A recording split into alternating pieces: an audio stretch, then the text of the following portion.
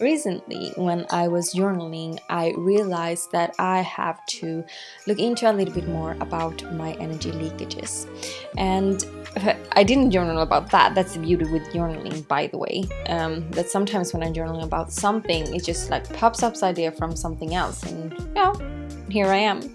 So today we're going to talk about increasing our mental energy. Around fall and autumn, I always get very tired, and even though I'm so much more joyful than I was even 1 year back, I still feel that it is a lot of energy that is leaking throughout that season. Increasing your mental energy look a little bit different from different seasons, and a couple of years back now I've been working with the seasons quite much, and to truly connect with the seasons, trying the most possible to live by the seasons instead of living by societal structures or living by norms or whatever it might be, right? Because that suits me a lot. It suits me because it's intuitive for me, and I really feel good about having a very intuitive living. I have a bunch of methods, techniques, journaling questions and so forth, which is in regards to energy, because energy healing and balancing out my own energies has been one of the greatest transformations for me in my life. But I felt that, okay, I know this. I know what drains my energy. I know what brings me energy, and I know what practices I need, and I do these practices and so forth. And I realized that, I need to just put a little bit extra attention to it. But it was also almost as when I come into that kind of state that I know, but I still feel that, but it is something. Then I can easily understand that there is something behind the veil. There is something in my subconscious that maybe isn't so clear yet. So I figured maybe it is the same for you as well. So the first thing that I want us to focus on during autumn season, and in order for us to increase our mental energy, is to tap into source consciousness, to tap into our source energy. And sometimes we need to do it on a more conscious level, and sometimes we need to do it on a more subconscious level. And that is what I feel that we need to do it right now. A more subconscious level, a more subtle level. So two things which might resonate for you right now is breathwork, and is also healing through sound. Some type of sound bath or sound healing. What I do many times when I feel that is something underneath here, something in my subconsciousness that I need to take care of, I like to pay extra attention to it, and I like to give it more than it maybe even needs, because I like it to be a very safe and loving and bright space for my subconscious to get up to the surface and start to reach my consciousness. That is a weird way how I see it, but I'm really creating space from within. So all levels of me are able to proceed with the information and make me feel good from inside out. And I can't explain it in other ways than I do feel very good when I listen to different type of crystal, like sound balls, hang drums and stuff like that. It's like my vibration, it's wow, I feel a shift in my vibration, and I know there are other people that do that. So this can also be for you, that know that you have something which your vibration shifts very easily. That is something which I would focus on to do when you want to increase your mental energy. I use sound healing, and I also use breath work. I use my own healing breath in order for me to tap into my frequency, because there is where I connect and collect my energy, so to say. Another thing that I like to do, and this was very interesting because there's a masseuse. I talked with her recently, and she said, "You're tense here." And before, for a couple of years ago, I was like really tense here, created a lot of inflammations in my body and stuff like that, and I released a lot of it. And I know that it's tension, I know that it's fear connecting to that, but it's almost as I just forgot that information. I don't know what it was.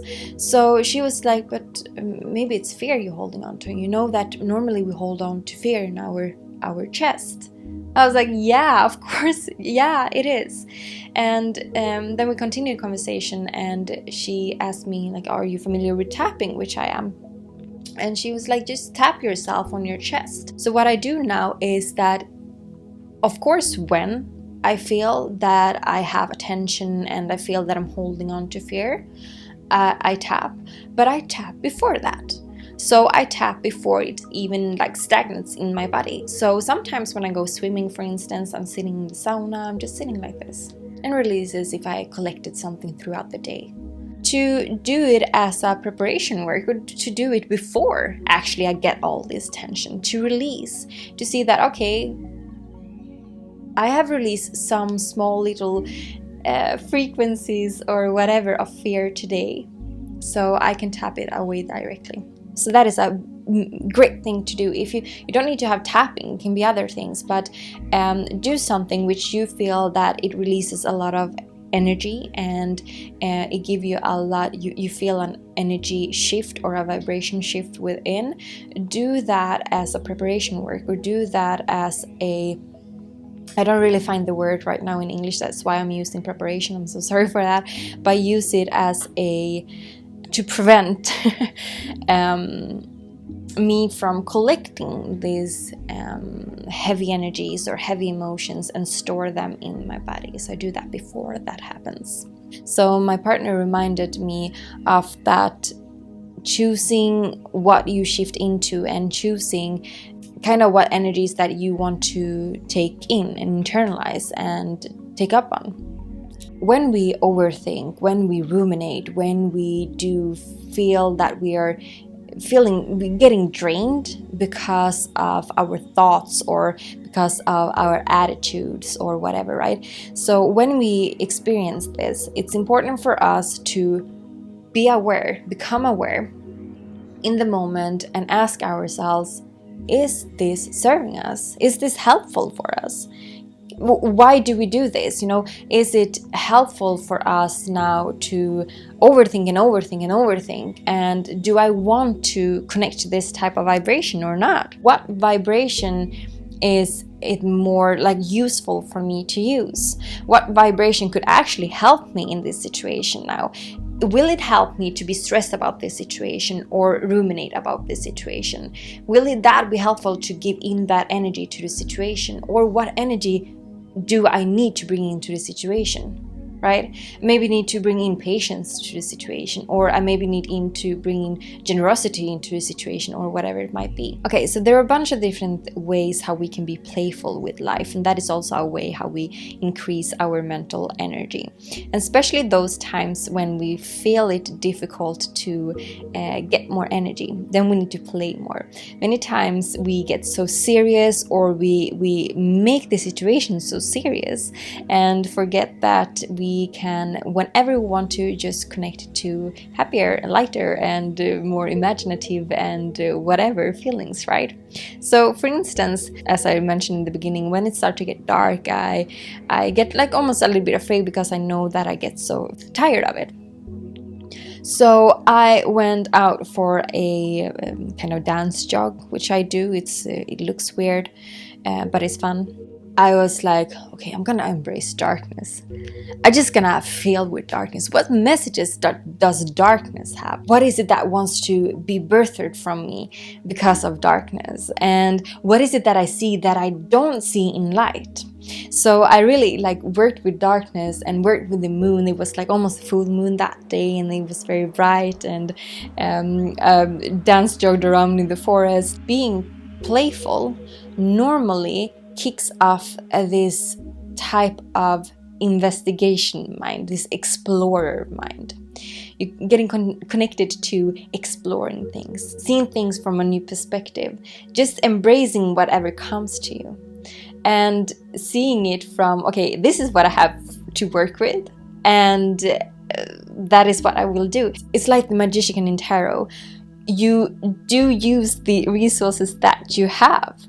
And if the resources that you have around you right now is darkness, is freezing cold weather, then it's that you should work with.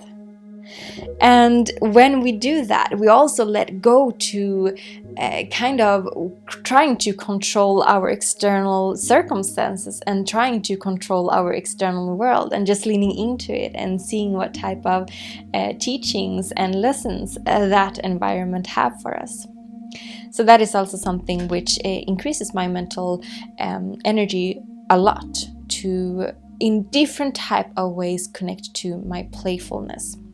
When I notice that I have energy fatigue and I need to increase my mental energy, I notice many times that there is some parts of me that urge for renewal, some parts of me that want to leave something behind and move forward for something, really grow into the full circle, be completed in one way or another. So I believe that many get very, in touch with themselves during autumn, and they describe that I start to journal then, and maybe do their shadow work then and stuff like that. And I think that is like a part of the process. And when we're working with facing once again and having an intuitive living, where we connect to how we intuitively feel and what we intuitively feel for doing in those certain type of seasons or periods of life, months or whatever, then we can also experience the full circle of growth, if you understand what I mean.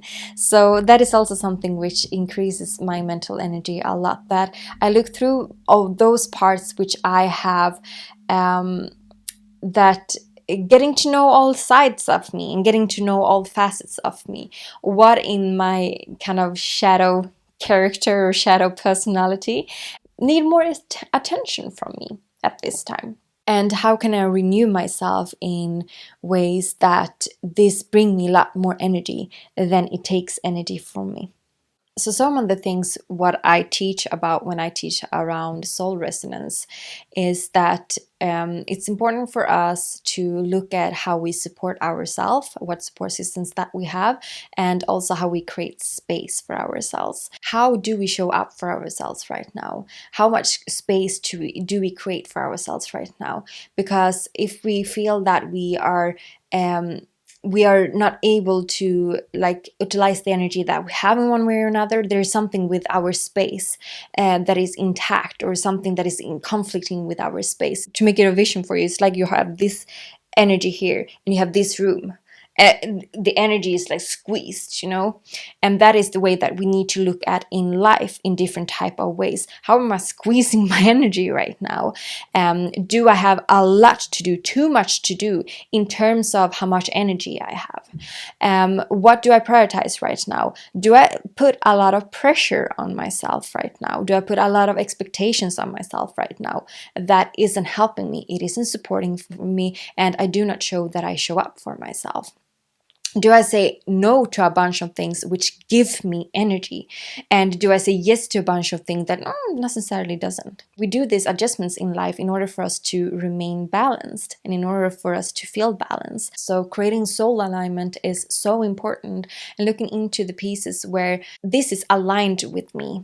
And I feel in alignment when I doing this, or I feel out of alignment, I feel misaligned when I do this, So to give you an example, how I can show up for myself at this time is truly to not give myself time pressure. I give myself a lot of time pressure, actually, and I feel sometimes a little bit embarrassed towards it, because I feel that is not resonant with me. It's not resonant with my soul. It's not resonant with my light frequency.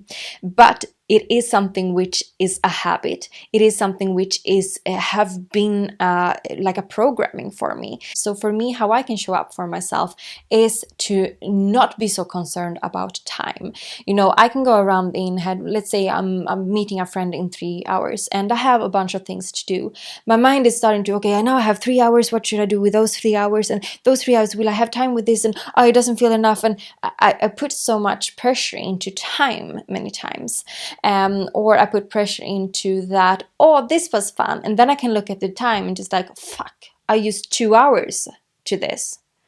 And then suddenly it isn't that fun any longer. I almost use time as a punishment or a direction to decide if I did a good job or not, if I did a good achievement or not. And this can be a conversation we can have another time if you want to. I don't want to keep that too long, but I just want to give you a certain type of example how you can show up for yourself more. So how I showing up for myself at this time when I'm feeling that I have less energy is to really lean into that time is just an illusion. And it doesn't matter how long something takes. What matters is how I felt. What matters is if I feel that what I do is purposeful. What matters is if I feel that I trust my higher self and I follow my higher self every single day, every single minute. So when I connect into those energies, I do also feel less pressured from time. How do you create fulfillment in life, and what makes you feel fulfilled? That is a question that you should ask yourself daily, those moments and those periods in your life when you experience more energy fatigue and you want to increase your mental activities and your mental energy. Because if I'm focusing on things that doesn't fulfill me, or it's like I just do it out of autopilot, or I just do it, it's just numb to me, then I don't create a happy connection to it, and I don't feel that I live a fun and vibrant and fulfilled life. And it's more difficult for me to stay energetic then. It's difficult for me to know also what it is that drains me, right? Because I'm not really fully paying attention. I'm not fully aware. What makes us fulfilled is the most important, the highest priority that we should have throughout our days.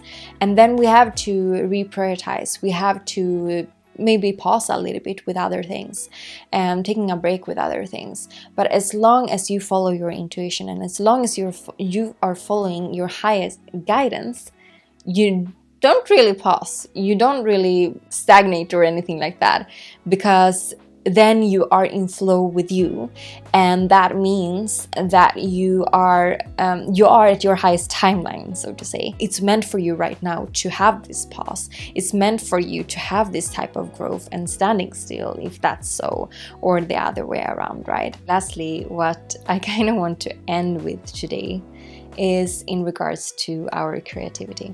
Probably you know yourself, and you've been talking with people when people just losing track of time, and they are just being in flow, they're just being in their essence, they are feeling so good about life, about themselves. It's when they are in that creative process, it's when they are creating, when they are expressing themselves in one way or another. So when we do that, we are also directly linked to our higher energies. That is when we are tapped in and have the direct link to our eternal energy and our highest energy, so to say. So those periods of time when you want to increase your mental energy, do a lot of things that make you feel creative, that make you feel that you like those things that are creative for you, those things where you express yourself. Is it through photography? Is it through tarot and oracle cards, as it is for me? Or is it through journaling and having some type of guidance through that? Is it through painting something? Is it through dancing and moving your body? Is it through sitting still and meditating? What is it for you, you know? Where do you have that connection to your highest creativity? And make that a plan in your calendar. Okay, I will have 2 times a week to connect to my creativity. I will block that time in my calendar to do that, because it's so important for me to now have a direct link with my energy. It's more important than any time, you know. And that is also how you can increase your mental energy when you need it. Increasing your mental energy is essentially a way for you to tap into your soul's resonance, and that is what I do talk about on this channel. So go check out my other videos as well if you want to learn more about how you can connect to and tap into your soul's resonance. Keep on listening to your Within Talks, and I see you next time. Bye!